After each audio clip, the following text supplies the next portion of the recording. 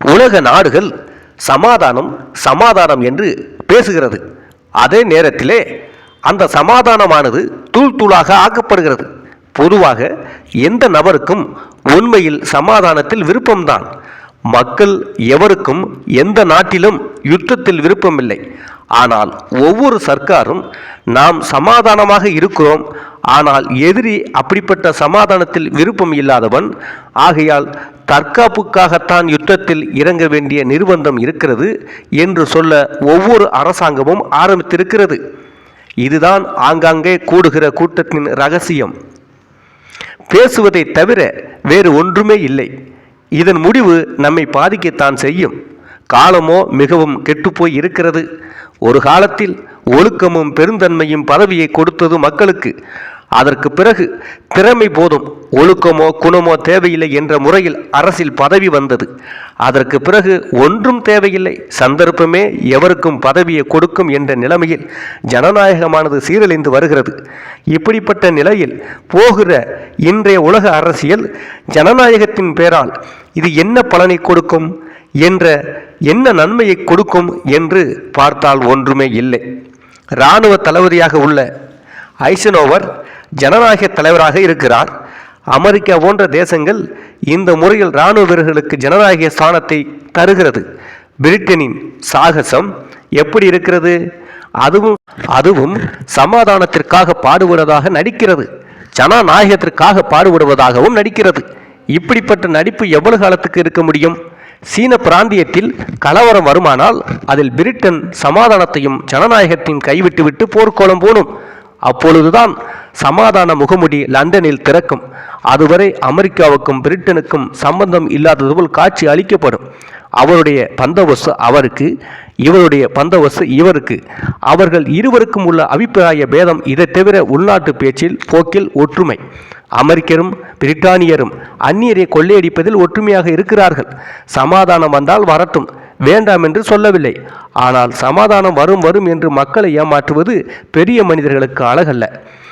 அது மக்களையும் தேசத்தையும் எதிர்பாராத ஆபத்தில் சிக்க வைத்துவிடும் என்று சொல்லாமல் இருக்க முடியாது. இதற்கிடையில் சீர்திருத்தங்கள் வருகின்றன.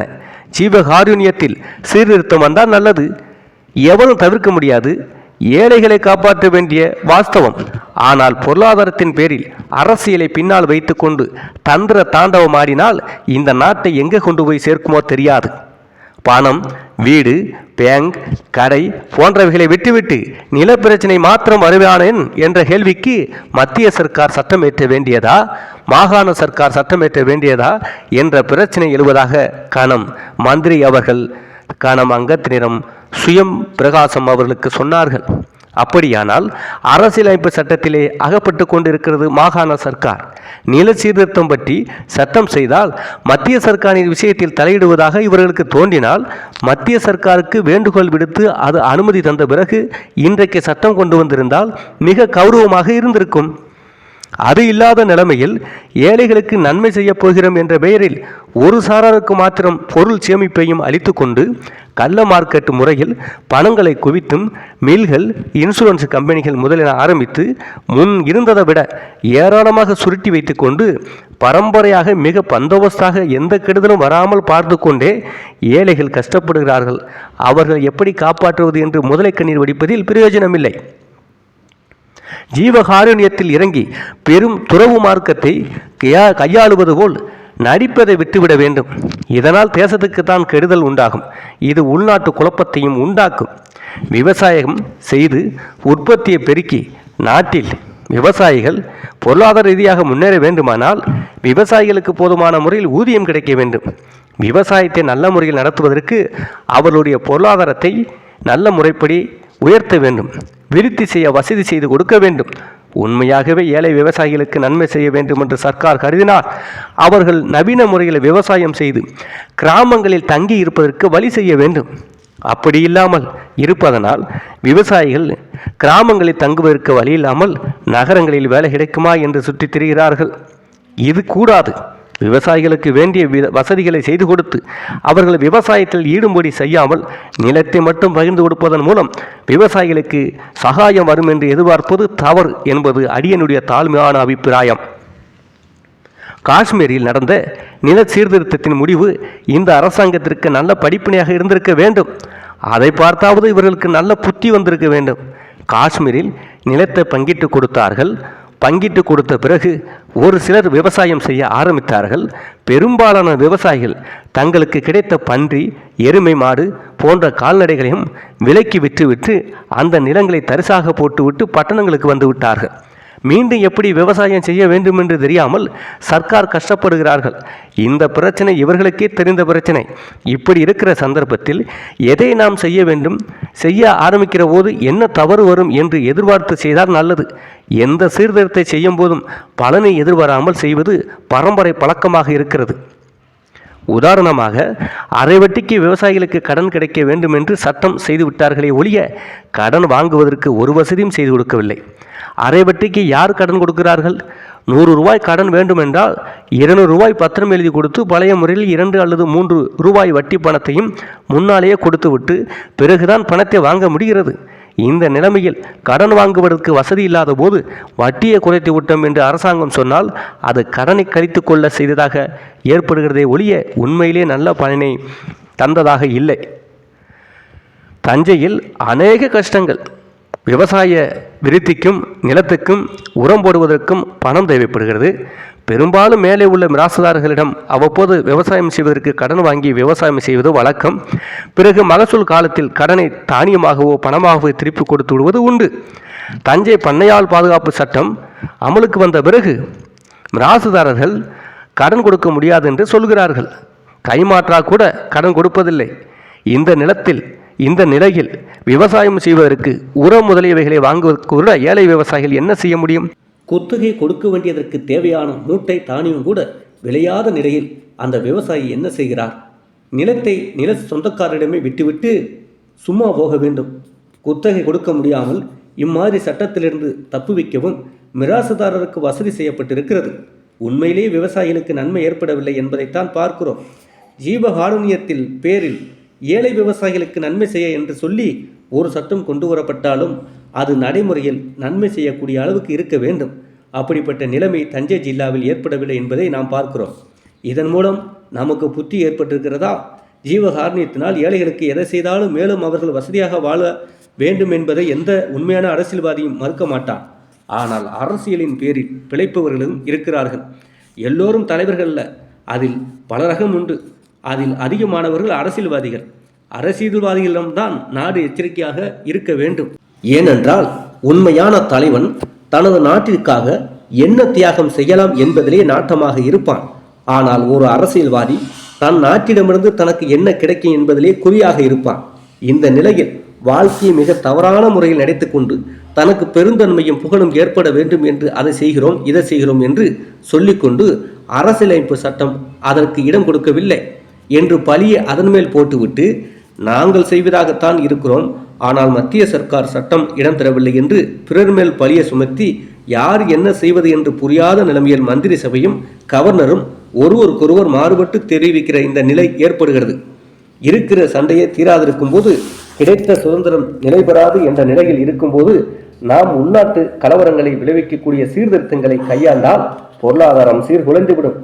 ஒரு சாரார் நாம் என்றைக்கும் அரசாங்க ஆட்சி பீடத்தில் இருப்போம் என்று எதிர்பார்த்து தயாரிக்கும் திட்டங்களை நிதானிக்காவிட்டால் அவை நம்மையும் நம்முடைய சந்ததியையும் சீர்குலைத்துவிடும்.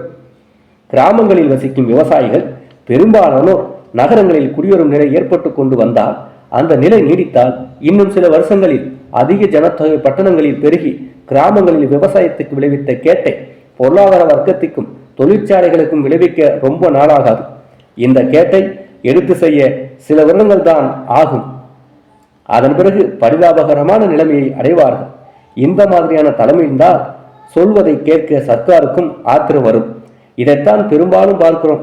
எதையும் சொல்லுகிற காலத்தில் ஒருவருக்கொருவர் கலந்து பேச வேண்டும் என்ற மனப்பான்மை நம்மை விட்டு போய் சில வருஷங்கள் ஆகின்றன. தங்களுடைய திறமையையும் பெருமையையும் பிரமாதமான வார்த்தைகளில் ஒருவருக்கொருவர் பேசிக்கொள்வது, கோபம் கொள்வது, சர்க்கார் அதிகாரம் கையில் இருக்கிறது என்று பேசுகிற பொழுது மழுப்பி பேசுகிறது. இம்மாதிரியான முறையை பெரும்பாலும் கையாளுகிறோம். ஒருவரை ஒருவர் உணர்ந்து கொள்ளவோ இரு சாரருக்கும் நன்மையா தீமையா என்று கவனித்து வாழும் நிலைமையோ இங்கு இல்லை. இதை தவிர சீர்திருத்தம் வருகிறது. எந்த சீர்திருத்தம் வந்தாலும் எந்தெந்த பிராந்தியத்தில் என்ன ஜனத்தொகை இருக்கிறது, என்ன தேவைப்படுகிறது, மக்கள் என்ன நிலைமையில் வாழ்கிறார்கள் என்பதை கவனிக்காமல் எங்கெங்கே சர்க்காருக்கு ஆதரவு இருக்கிறது, எங்கெங்கே ஓட்டு கிடைக்கும் என்பதையே கணக்கில் எடுத்துக்கொண்டு அபிவிருத்தி திட்டம் பூராவும் போட்டப்பட்டு இருக்கின்றன. தனிநபர்கள் அபிவிருத்தி பண்ணுவதற்கு திட்டங்கள் அமைவதை ஒழிய தேசத்தை முன்னேற்றம் பண்ணுகிறதாக தெரியவில்லை. இடங்களையும் நபர்களையும் சொல்ல தேவையில்லை. விரும்பி சர்க்கார் கேட்டால் சொல்லுகிறேன்.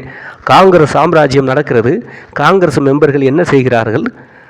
ரோடே இல்லாத ஒரு பிராந்தியத்தில் தனிமையாக பொட்டல் காடாக உள்ள இடத்தை ரோட்டுக்காக ஒதுக்கியதாகவும் அங்கே ரோடு போடப்பட்டிருப்பதாகவும் சொல்லி பணம் வாங்கினார்கள். அதிகாரம் தங்களுடைய கட்சியின் கையில் இருக்கிறது என்று இம்மாதிரி நியாயமற்ற தன்மையில் சத்தியத்தின் பெயரால் நடந்து கொண்டால் என்ன ஆகும்? நியாயமற்ற தன்மையில் அலங்கோலமான முறையில் அரசாங்கம் நடந்து வரும்போது உண்மையை சொல்லுகிறவரிடம் கோபம் கொண்டால் என்ன பிரயோஜனத்தை அடைய முடியும்? நமக்குள் யோக்கியத்தன்மை வளர வேண்டும், பெருந்தன்மை வளர வேண்டும். எதிர்த்து சொல்லுகிறவர்கள் சர்க்காரை குறை கூற வேண்டும் என்பதற்காக சொல்லவில்லை, குற்றங்களை மிகைப்படுத்தி கூற வேண்டும் என்பதற்காக அல்ல. எதிர்த்து சொல்லுபவர்களுக்கு இந்த நாட்டில் முன்னேற்றத்தில் அக்கறை உள்ளவர்கள் தான் அவர்கள். இந்த நாட்டு மக்களின் நன்மை தீமைகளில் பங்கு கொண்டு சேவை புரிந்தவர்கள்தான் என்பதை சர்க்காரும் உணர்ந்தால் நல்லது. அபிவிருத்தி என்பது எல்லோருக்குமாக இருக்க வேண்டுமே தவிர தன்னை சார்ந்தவர்களுக்கும் தங்கள் கட்சியை சார்ந்தவர்களுக்கும் மட்டுமே என்று இருக்குமானால் அதனால் முழு பலன் ஏற்பட முடியாது. இன்றைக்கு இந்த கட்சியை சேர்ந்து நாளைக்கு இன்னொரு கட்சி போகலாம். அந்த பிராந்தியங்களை மாத்திரம் அபிவிருத்தி செய்வதென்று சொன்னால் அது தங்களுக்கு நேர் பாதகத்தை விளைவிக்கலாம். இதை தெரிந்து கொண்டு எல்லா பிராந்தியங்களுக்கும் செய்ய வேண்டிய நன்மைகளை செய்தால் மிக நல்லது. அதுவும் இல்லாத நிலைமையில் எந்த கொள்கையாவது இப்பொழுது உத்தியோக விஷயத்தில் கையாளுகிறதா என்று கேட்டால் ஒன்றும் கையாளப்படுவதாக இல்லை. திறமை, சக்தி, சர்வீஸ் இதை பார்த்து உத்தியோகம் கொடுக்கப்படுகின்றனவா என்றால் இல்லை. உத்தியோக உயர்வுக்கு குணம், திறமை, சர்வீஸ் இவைகளை பற்றி கொஞ்சம் யோசிக்காமல் தங்களுடைய சொந்தம், சாதி, இதர வருவாய் இருந்தால் அவர்களுக்கு உயர்வு கொடுக்கப்படும்.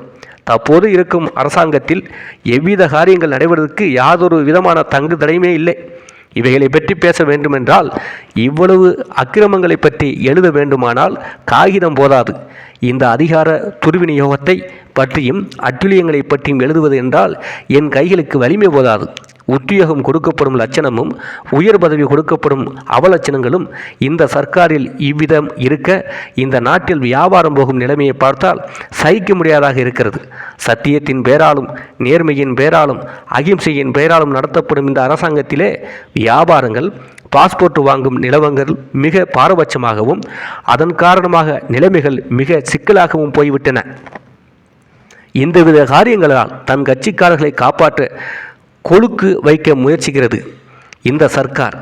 இதனால் ஆளுங்கட்சியே தரத்தில் சிதைவுபடுகிறது. அதன் நிமித்தமாக மக்கள் வதையுறுகிறார்கள். அதன் காரணமாக தேசமே சிதைந்து விட்டது. இதுதான் இன்றைக்கு நாட்டில் உள்ள நிலைமை.